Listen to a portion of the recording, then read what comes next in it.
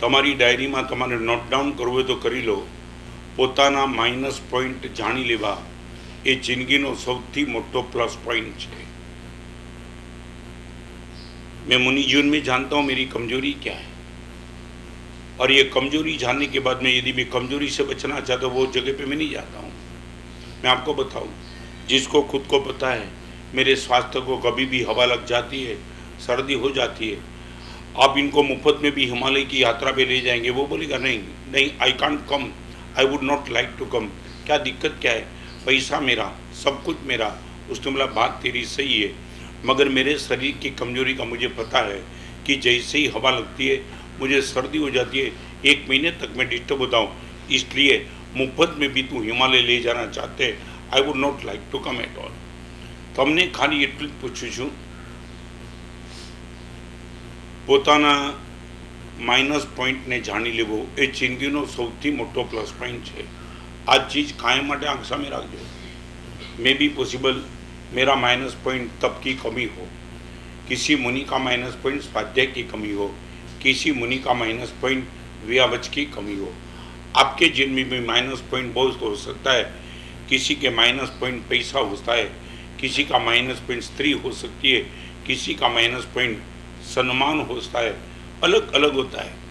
मगर पहले ये पक्का कर दो कि मेरे जीवन का माइनस पॉइंट गुरुदेव दुनिया जाने या न जाने, मगर मैं 100% जानता हूँ और माइनस पॉइंट जानता हूँ. इसलिए जहाँ भी मेरी कमजोरी प्रकट हो जाए वहाँ जाने से अपने आप को मैं दूर कर देता हूँ. अभी मैं आगे चलूँगा. आपके माइनस पॉइंट एक बार जान लो. आपको मालूम है क्रिकेट की मैच में बॉलिंग करने वाला बॉलर हमेशा खिलाड़ी का माइनस पॉइंट जानने का पहला प्रयास करता है. कैसा गेंद फेंकूँ तो वो खींच जाएगा और आउट हो जाएगा. तो ये ताकत माइनस पॉइंट यदि आपको आपके जीवन का पता हो. मैं दीक्षा ली तब से मेरा माइनस पॉइंट जानता रहा. कभी मुझे मालूम नहीं था तो गुरुदेव ने मुझे बता दिया और धीरे धीरे धीरे धीरे वो माइनस पॉइंट से मैं बाहर आ गया. आज प्रवास की बात, कल मैंने 3 स्टेप की बात बता दी थी.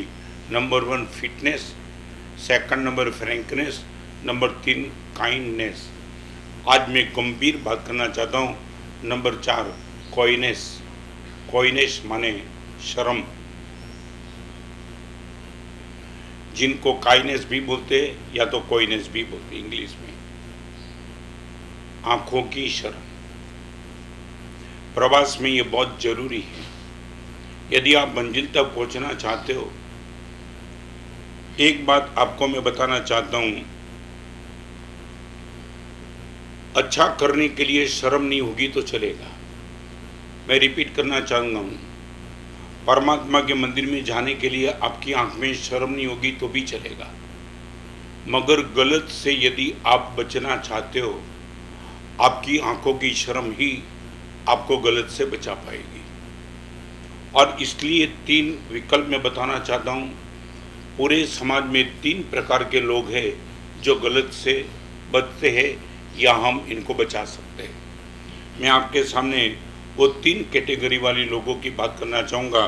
आप खुद अपने आप को ऑब्जर्व कर लेना कि आपकी कैटेगरी किस में आती है. इन विच यू आर. 1, 2 और 3 श्रेष्ठतम विकल्प है अंडरस्टैंडिंग.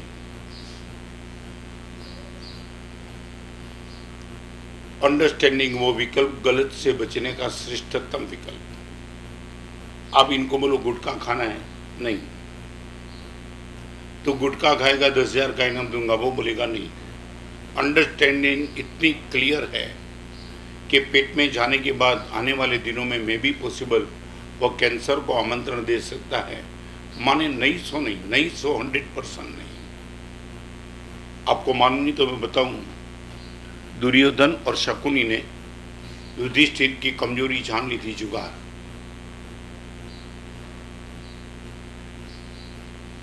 और पहली बार युधिष्ठिर जब दुर्योधन के राजमहल में गया था, एक कक्ष दिखा दिया, तब ऑफर की थी कि आप जुगार खेलेंगे क्या. युधिष्ठिर ने ना बोली, नहीं. दूसरी बार नहीं, तीसरी बार नहीं. अभी देखो, मैं आपको एक प्रेम से कहना चाहता हूँ, किसी चीज में आप यदि ना बोलना चाहते हो तो जम के ना बोलना, धीमी ना मत बोलना। आपके आवाज में नाक का जोर तीव्र होना चाहिए। यदि आपकी नाक कमजोर होगी, मैं रिपीट करना चाहता हूं, कमजोर ना इज इक्वल टू यस। आपकी कहीं भी नाक कमजोर पड़ गई ना तो सामने वाला समझेगा आप 100% कमजोर हो, इसलिए तो आप ना बोलते हो, मगर धीरे ना बोलते हो। सामने वाला ने बोला कि पिएगा, जाने देने यार, नहीं पीता हूं, बस ये तुम गए काम से। जैसे उसने बोला तुम जितने जोर से बोल देते वो समझ जाता कि नहीं यहाँ अपना अपना काम नहीं है, मगर आपकी नाम में कमजोरी आ गई और यही कमजोरी को लेकर के उसने आपको पतंग के मार्ग पे प्रवाहित कर दिया।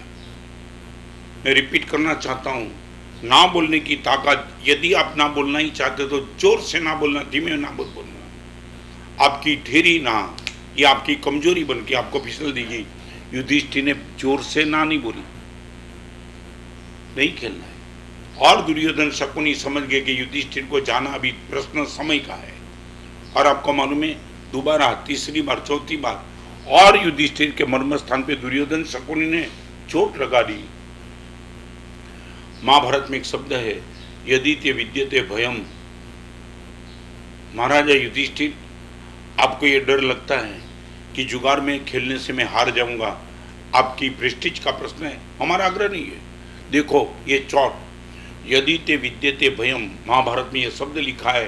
बार बार युधिष्ठिर के कानों में ये बात गई, यदि ते विद्य भयम, और युधिष्ठिर गर्म गया। तुम ये मानते हो मैं जुगार खेलना नहीं आता, मैं जुगार में कमजोर, इसलिए तुम मानते हो मैं हार जाऊं, मेरी प्रेस्टीज का प्रश्न है, नहीं तो आप ना क्यों बोलो। और युधिष्ठिर ने बता दिया चलो हो जाए, बस यहां पतन शुरू हो गया। कमजोर ना पतन की ओर आपको ले जाती है, समझ लेना पक्का। किसी भी क्षेत्र में आपकी कमजोर ना आपको 100% पतन के मार्ग पे खींच के ले जाएगी। ना बोलना है तो मर्दानगी के साथ एक झटके से ना बोल दो ताकि दरवाजा क्लोज हो जाए। गलत से बचने का श्रेष्ठ विकल्प अंडरस्टैंडिंग,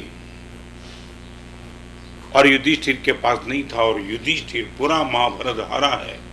महाभारत की पूरी व्यवस्था हुई है तो एक जुगार से, और रावण की कमजोरी थी सीता का सौंदर्य। मंदोदरी ने खुद ने कहा था रावण को, नाथ मेरे में और सीता में क्या फर्क है, मैं कहाँ रूप बिना की हूँ। और रावण ने ये कहा कि सीता वो सीता है, बस ये कमजोरी, एक रावण की कम सौंदर्य की कमजोरी ने रामायण पैदा कर दिया और जुगाड़ की कमजोरी ने महाभारत पैदा कर दिया। मैं रिपीट करना चाहता हूँ, stitch in A time saves the nine, stitch in A time saves the nine. सही समय पे तुमने यदि धागा को बराबर परो दिया तो 9 चित्र से बच जाएंगे, यदि निगलेक्ट कर दिया तुम गए कम से।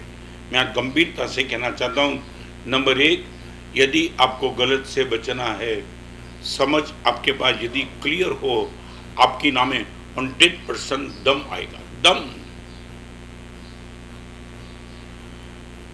मुनि जीवन में कई प्रसंग ऐसे आए कि जमा जहाँ 1 मिनट की डिले नहीं, 1 मिनट की देरी नहीं की, नोट ए सेकंड, जवाब ऑफर आई और उसी मिनट